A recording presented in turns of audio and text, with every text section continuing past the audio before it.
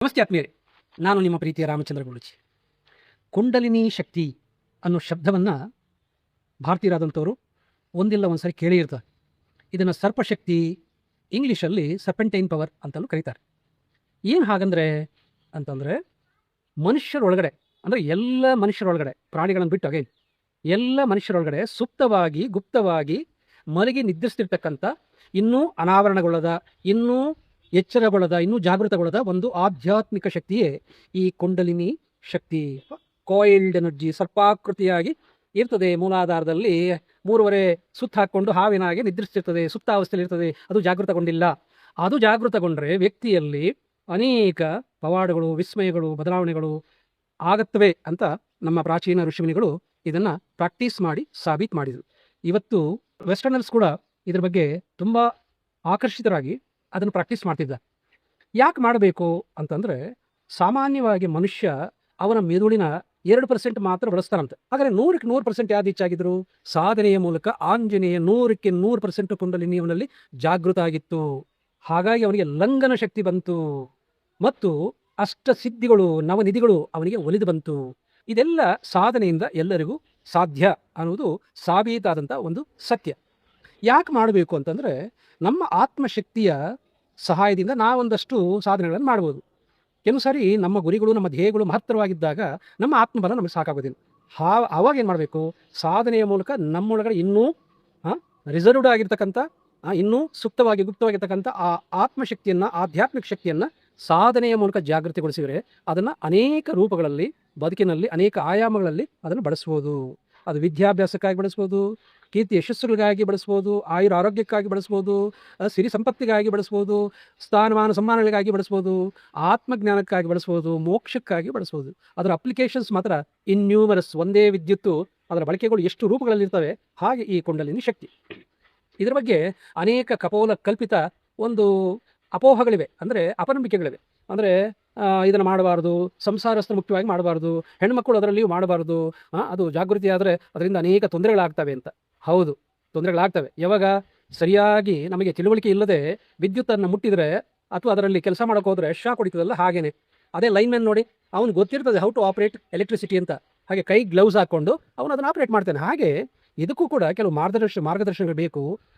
ಗುರುವಿನ ಒಂದು ಅನುಗ್ರಹ ಬೇಕು. ಗುರುವಿನ ಮಾರ್ಗದರ್ಶನದಲ್ಲಿ ಇದು ಅಭ್ಯಾಸಗಳನ್ನು ಮಾಡಬೇಕು. ಆವಾಗ ನಮಗೆ ಅದು ಸರಿಯಾದ ದಿಕ್ಕಿನಲ್ಲಿ ಜಾಗೃತಿ ಆದರೆ ನಮಗೆ ಒಳ್ಳೆಯ ಫಲಗಳು ಬರ್ತಾರೆ. ನೋಡಿ, ಅಮೃತ ಮತನ್ನು ನೀವು ಕೇಳಿರಬೇಕು. ಮೊದಲು ಏನು ಬಂತು? ಆಲಾಹಲ ಬಂತು. ಆಮೇಲೆ ಏನು ಬಂತು? ಅಮೃತ ಬಂತು, ಮಹಾಲಕ್ಷ್ಮಿ ಬಂತು, ಶಂಕು ಚಕ್ರ ಜಾಗಟೆ ಏನೇನು ಬಂತಲ್ವ. ಹಾಗೆ ಪ್ರಾರಂಭದಲ್ಲಿ ಒಂದಷ್ಟು ಅದರ ಒಳಗಡೆ ಇರ್ತಕ್ಕಂಥದ್ದೆಲ್ಲ ಹೊರಗಡೆ ಹೋಗುವಾಗ ಅಪಸ್ಸದ್ಯಂತಿ ಆ ರೂಪದಲ್ಲಿ ನಿಮಗೆ ಅದರ ಕೆಲವು ಅನುಭವಗಳಾಗ್ಬೋದು. ನೀವು ಯಾವಾಗ ಯಾರಿಂದ ದೀಕ್ಷೆ ಪಡೆದು ಪ್ರಾಕ್ಟೀಸ್ ಮಾಡ್ತಿರ್ತೀರಿ, ಅವರ ಮಾರ್ಗದರ್ಶನದಲ್ಲೇ ನೀವಿದ್ದರೆ ಅದನ್ನು ಅವರು ಸೂಕ್ತವಾದ ಮಾರ್ಗದರ್ಶನಗಳು ಕೊಡ್ತಿರ್ತಾರೆ. ಆವಾಗ ಸರಿಯಾದ ಜಾಗೃತಿ ಆದರೆ, ಕೇವಲ ಒಂದು ಚಕ್ರ ಜಾಗೃತಿ ಆದರೆ, ಮೂಲಾಧಾರ ಆ ಚಕ್ರ ಜಾಗೃತಿ ಆದರೆ ಬದುಕಿನಲ್ಲಿ ವಿಸ್ಮಯಗಳಾಗೋದು ಖಚಿತ. ಯಾಕೆಂದರೆ ನಾನು 40 ವರ್ಷದಿಂದ ಇದನ್ನು ಸಾಧನೆಯಲ್ಲಿದ್ದೀನಿ, ಹೇಳ್ಕೊಡ್ತಾ ಇದ್ದೀನಿ. ನಾನು ಸಂಸಾರಸ್ಥ ಸಹ. ಸೊ ನನಗಾಗದೇ ಇರ್ತಕ್ಕಂಥ ಸೈಡ್ ಎಫೆಕ್ಟ್ಸು ಬೇರೆಯವ್ರಿಗೆ ಯಾಕೆ ಆಗ್ತದೆ?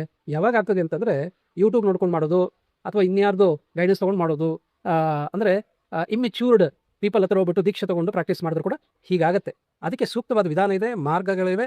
ಯಾರು ಮಾಡಬಾರ್ದು, ಯಾರು ಮಾಡಬೇಕು, ಯಾರಿಗೆ ಇದಕ್ಕೆ ಅರ್ಹತೆ ಇಲ್ಲ. ಉದಾಹರಣೆಗೆ 20ರ ವಯಸ್ಸಿನ ಒಳಗಡೆ ಅವರಿಗೆ ಅರ್ಹತೆ ಇರೋದಿಲ್ಲ. ಯಾಕೆಂದರೆ ಅವರ ಪ್ರಾಣ ನಡಿಗಳು ಇನ್ನೂ ಸಬಲೀಕೃತವಾಗಿರೋದಿಲ್ಲ, ಮೆಚೂರ್ಡ್ ಆಗಿರೋದಿಲ್ಲ.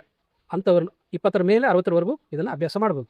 ಸೊ ಇಂತಹ ಒಂದು ಸಾಧನಾ ಶಿಬಿರವನ್ನು ಜುಲೈ ಮಾಹೆಯ, ಅಂದರೆ ಇದೇ ವರ್ಷದ ಜುಲೈ ಮಾಹೆಯ 5ನೇ ತಾರೀಕಿನಂದು ಭಾನುವಾರದಂದು ಬೆಳಗ್ಗೆ 8 ಗಂಟೆಯಿಂದ ಸಂಜೆ 6:30ವರೆಗೂ ನಾವು ಈ ಶಿಬಿರವನ್ನು ಹಮ್ಮಿಕೊಂಡಿದ್ದೇವೆ ಬೆಂಗಳೂರಲ್ಲಿ. ಸೊ ಆಸಕ್ತರು ನಿಮ್ಮ ಹೆಸರುಗಳನ್ನು ನೋಂದಾಯಿಸ್ಬೋದು. ಸೊ ಮುಖ್ಯವಾಗಿ ಯಾರಿಗೆ ಶ್ರದ್ಧಾವಾನ್ ಲಭತೆ ಅಂತಾರೆ, ಸುಮ್ಮನೆ ಕುತೂಹಲಕ್ಕಾಗಿ ಬರೋದಲ್ಲ. ಯಾರಿಗೆ ನಾನು ಜೀವನದಲ್ಲಿ ಉನ್ನತವಾದನ್ನು ಅಚೀವ್ ಮಾಡಬೇಕು, ಆತ್ಮಜ್ಞಾನವನ್ನು ಪ್ರಾಪ್ತಿ ಮಾಡ್ಕೊಳ್ಬೇಕು. ನೋಡಿ, ಈ ಜಾಗೃತಿ ಅನೇಕ ರೂಪಗಳಲ್ಲಿ ಆಗ್ದು, ಅಥವಾ ಪ್ರತಿಭೆಯಾಗಿ ಹೊರಹೊಮ್ಮಬಹುದು, ಸಾಮರ್ಥ್ಯ ರೂಪದಲ್ಲಿ ಬರ್ಬೋದು. ಅನೇಕ ರೂಪಗಳಲ್ಲಿ ಅದರ ಫಲಗಳನ್ನು ನಾವು ಅನುಭವಿಸ್ಬೋದು. ಹಾಗಾಗಿ ಯಾರೆಲ್ಲ ಇದರ ಬಗ್ಗೆ ಒಂದಷ್ಟು ಮಾಹಿತಿ ಇದೆ ಆಲ್ರೆಡಿ, ನಾನು ಕಲಿಬೇಕು, ನಾನು ಪ್ರಾಕ್ಟೀಸ್ ಮಾಡಬೇಕು, ನನ್ನ ಬದುಕನ್ನು ಉನ್ನತೀಕರಿಸ್ಕೋಬೇಕು, ನನ್ನ ಆತ್ಮೋದ್ಧಾರವನ್ನು ಮಾಡ್ಕೊಳ್ಬೇಕು, ನನಗೆ ಆತ್ಮಜ್ಞಾನ ಬೇಕು, ನನಗೆ ಮೋಕ್ಷ ಬೇಕು ಅನ್ನೋರೆಲ್ಲ ಈ ಶಿಬಿರಕ್ಕೆ ಅರ್ಹರಿರ್ತಾರೆ. ಮತ್ತು ಯಾರು ಅರ್ಹರಿಲ್ಲ ಅಂತಂದರೆ, ಗರ್ಭಿಣಿ ಸ್ತ್ರೀ ಇರ್ಬೋದು, 6 ತಿಂಗಳ ಒಳಗಡೆ ಸರ್ಜರಿ ಮಾಡಿಸ್ಕೊಂಡಿರ್ತಕ್ಕಂಥವ್ರು ಇರ್ಬೋದು, ಹೃದಯ ಬೇನೆಯಿಂದ ಬಳಲ್ತಿರ್ತಕ್ಕಂಥವ್ರು ಇರ್ಬೋದು, ಹರ್ನಿಯಾ ಆಪರೇಷನ್ ಆಗಿರ್ಬೋದು ಅಂಥವ್ರು ಇರ್ಬೋದು, ಸ್ಕಿಜೋಫೀನಿಯಾ, OCD ಇವರು ಯಾರು ಕೂಡ ಈ ಶಿಬಿರದ ಒಂದು ಭಾಗವಹಿಸೋದಕ್ಕೆ ಅರ್ಹತೆ ಇರೋದಿಲ್ಲ. ಸ್ವಸ್ಥ ಮನಸ್ಸಿನ 20ರ ಮೇಲೆ 60ರೊಳಗಿನ ಎಲ್ಲ ಸ್ತ್ರೀ ಪುರುಷರು ಇದರಲ್ಲಿ ಭಾಗವಹಿಸೋದು. ನಾನೇ ಸ್ವತಃ ಮಾರ್ಗದರ್ಶನ ಮಾಡ್ತೀನಿ, ನಿಮಗೆ ಪ್ರಾಕ್ಟೀಸ್ ಮಾಡ್ಯೂಲ್ಸ್ ಕೊಡ್ತೀನಿ. ನೀವು ಮನೇಲಿ ಪ್ರಾಕ್ಟೀಸ್ ಮಾಡಬೇಕಾಗುತ್ತೆ. ಅದೇ ಜಾಗದಲ್ಲಿ ಕುಂಡಲಿನಿ ಜಾಗೃತಿ ಆಗೋದಿಲ್ಲ, ಅದೆಲ್ಲ ಸುಳ್ಳು. Practice make perfect and perfect practice makes man more perfect ಅನ್ನುವ ಸಿದ್ಧಾಂತವನ್ನು ನಂಬಿದವನು ನಾನು. ಏನೂ ಅಭ್ಯಾಸ ಮಾಡದೆ ಏನೂ ಸಿದ್ಧಿ ಆಗೋದಿಲ್ಲ. ಕುಚ್ ಪಾನೆ ಕೇಳಿಯೇ ಕುಚ್ ಕರ್ನಾ ಪಡ್ತಾಯಿ ಅನ್ನುವ ಒಂದು ಸಿದ್ಧಾಂತದ ಮೇರೆಗೆ ಈ ಶಿಬಿರವನ್ನು ನಾನು ನಡೆಸ್ಕೊಡ್ತಾ ಇದ್ದೀನಿ. ಬನ್ನಿ, ಭಾಗವಹಿಸಿ. ಇದೆಲ್ಲ ಕೂಡ ನಿಮ್ಮ ಆತ್ಮೋದ್ಧಾರವನ್ನು ನೀವೇ ಮಾಡ್ಕೊಳ್ತಕ್ಕಂಥ ಮಾರ್ಗೋಪಾಯವನ್ನು, ಮಾರ್ಗದರ್ಶನವನ್ನು ನಾನು ಮಾಡ್ತೇನೆ. ಎಲ್ರಿಗೂ ಧನ್ಯವಾದಗಳು.